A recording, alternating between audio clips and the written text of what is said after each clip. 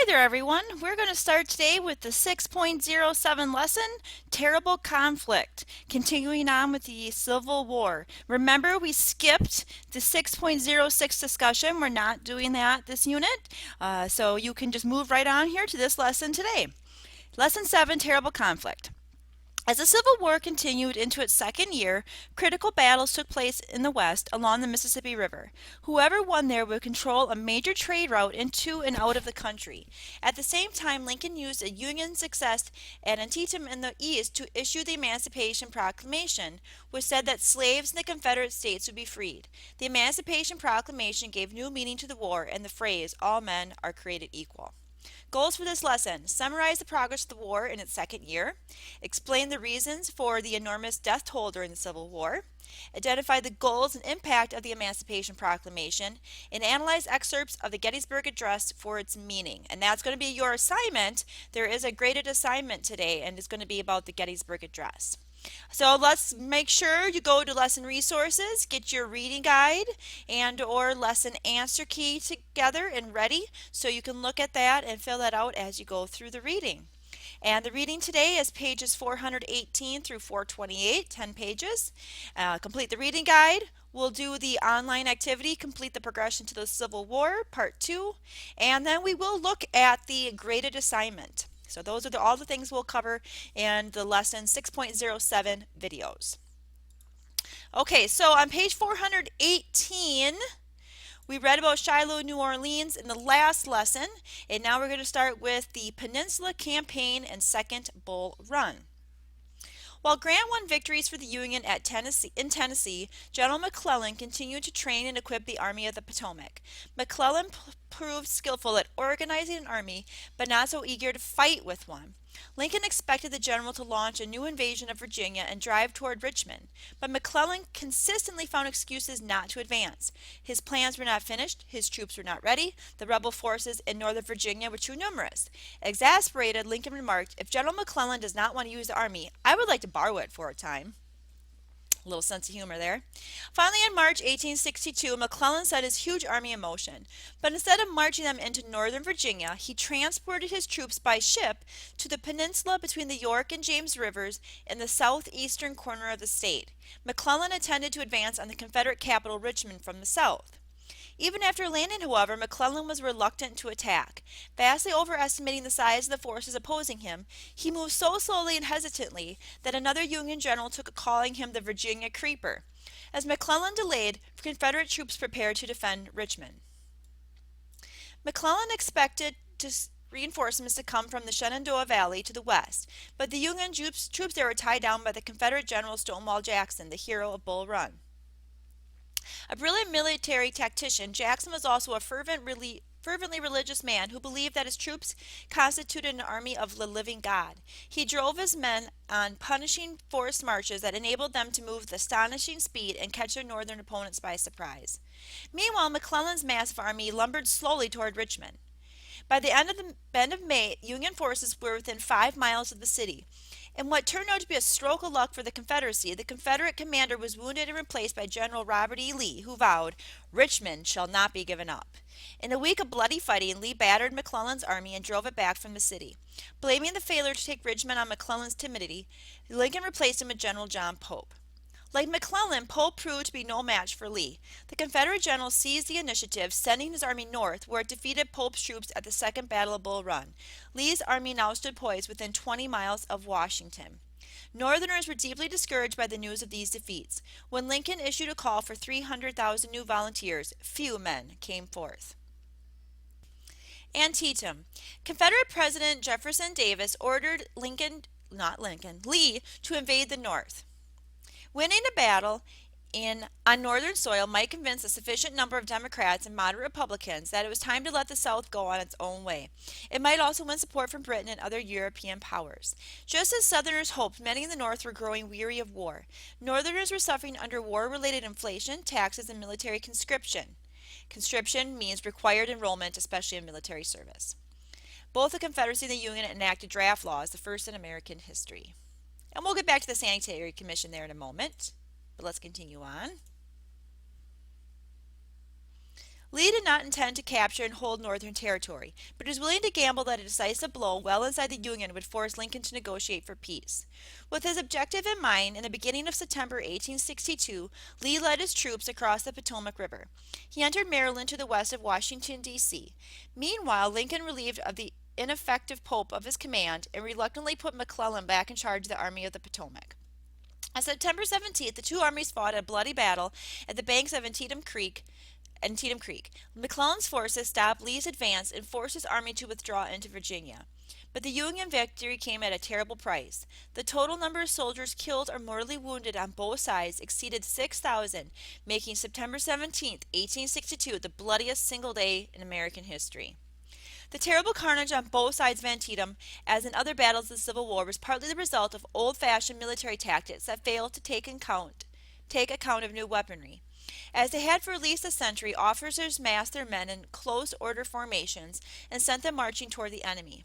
These tactics worked when the main infantry weapon was a smooth-bore musket that had a short range and was difficult to load. But during the Civil War, the smooth-bore musket was largely replaced by the rifle, with a grooved barrel that gave a spin to the bullet as it flew through the air, thus hugely increasing both the range and accuracy of the shots. Troops advancing in close order were easily mowed down by rifle fire. After victory at Antietam, Lincoln expected McClellan to pursue Lee into Virginia and crush the rebel army. But once more, McClellan hesitated because of his fear of the enemy's numbers. It took him 6 weeks to order his men across the Potomac. Lincoln fired McClellan again, this time for good. The humiliated general now became a bitter political enemy of the president.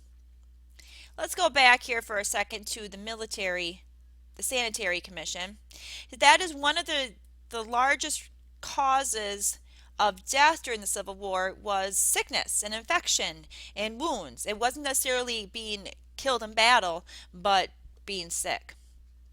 Twice as many Civil War soldiers died of disease as from combat wounds. Twice as many. Crowded together in camps with bad sanitation and foul water, soldiers succumbed to dysentery, typhoid, pneumonia, or malaria. To address this problem early in the war, thousands of volunteers, many of them women, and most veterans of reform causes like temperance, women's suffrage, and abolitionism, remember reading about those in Unit 5? Formed local soldiers' aid societies. Under the leadership of Elizabeth Blackwell, the first woman to earn a medical degree in the United States, and Henry Bellows, a Unitarian minister, they convinced the Lincoln administration to establish the United States Sanitary Commission. Though the group's leaders were men, most of its several thousand volunteers were women. Known popularly as the Sanitary, the Commission's corps of civilian doctors, nurses, and agents worked to improve camp conditions and treat wounded soldiers. Their efforts were limited by the current state of medical knowledge. Physicians had not yet learned how to treat wounds with antiseptics or kill bacteria with antibiotics. But it was a start. Okay, so we finished this page. There's a drawing of Antietam. Next page, striking at slavery. At the outset of the Civil War, most Northerners fought to preserve the Union, not to end slavery. That was the core issue at the beginning, to keep the Union together, to not let other states break away and form their own countries. Lincoln shared this general view. He had always considered slavery an unqualified evil, but as a moderate Republican, he initially pursued a policy of containment rather than abolition. That means keeping it in the states that already was there, but not letting it expand. He believed that slavery were restricted to the southern states, it would inevitably die out. In his first inaugural address, he promised not to interfere with slavery in the states where it already existed.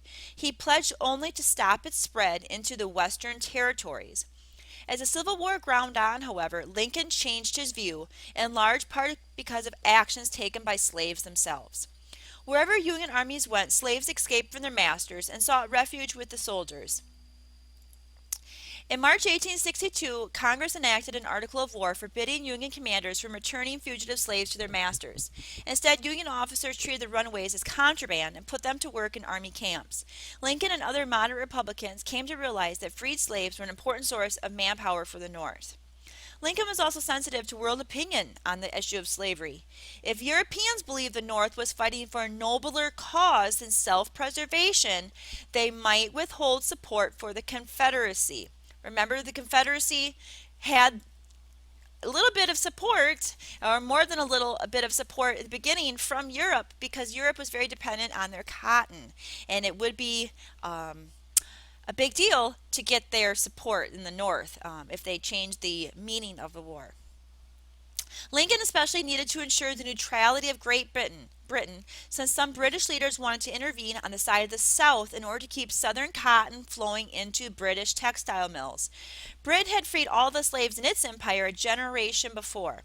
Its citizens were largely opposed to slavery. Lincoln knew that if he emancipated, which means freed American slaves, he might tip the balance of public opinion in England and prevent the British government from officially recognizing the Confederacy. So this is a big deal in the foreign recognition. Lincoln's moral beliefs combined with a sense of military necessity to push him toward a new position. In July 1862, he told two of his cabinet members, "We must free the slaves or be ourselves subdued."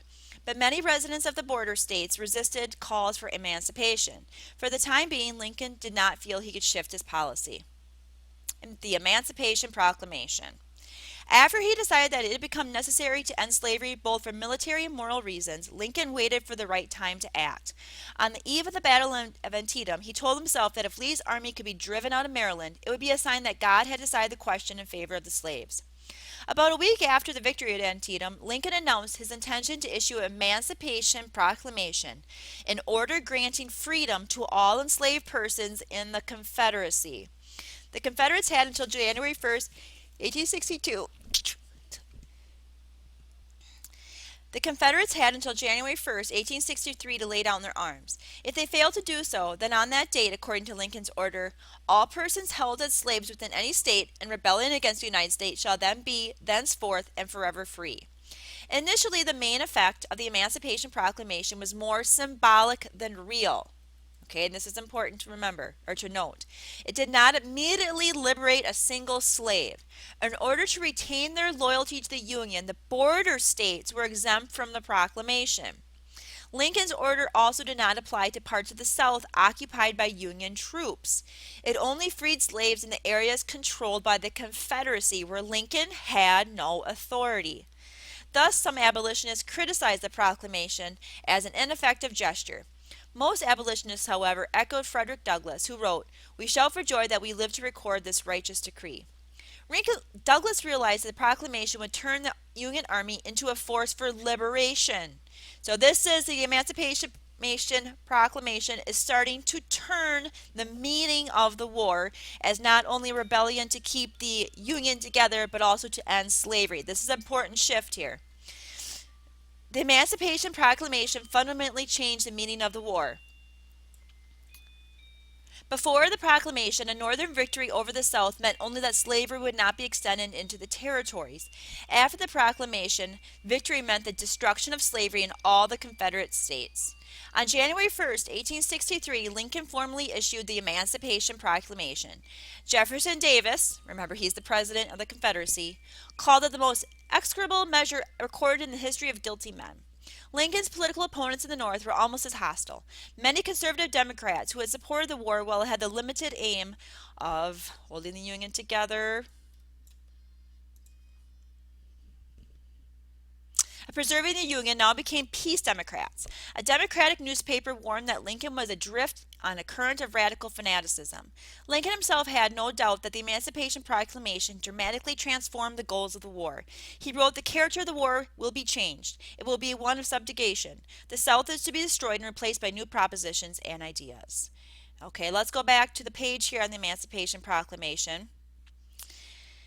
All right. When the Civil War began, Lincoln was intent on preserving the Union at all costs, even if slavery survived in some form.